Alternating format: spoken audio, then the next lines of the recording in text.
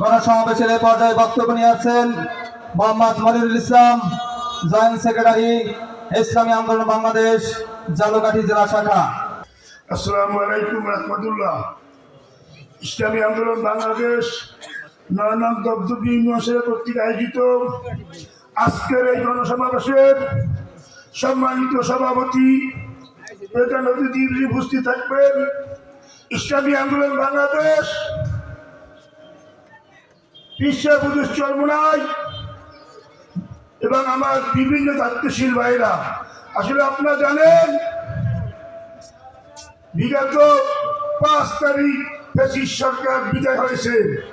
এই আন্দোলনের মাধ্যমে আমরা একটা নতুন দেশ স্বাধীনতা পেয়েছি। এই স্বাধীনতা ধরে রাখা আপনার আমার দরকার। আমি এই স্বাধীনতা ধরে রাখবো। আমি একটা কথাই বলতে চাই, যেহেতু আমাদের মুরব্বীরা আছে, সামনে আমাদের নির্বাচন, এখন আর ঘরে বসে থাকার সুযোগ নাই। আমাদের পিছিয়ে বুঝুন, যখন তাকে যে ক্যান্ডিডেট দেবে আমরা নির্বিঘ্নে তার ওইভাবে কাজ করবো ইনশাআল্লাহ। আসসালামু আলাইকুম রহমতুল্লাহ।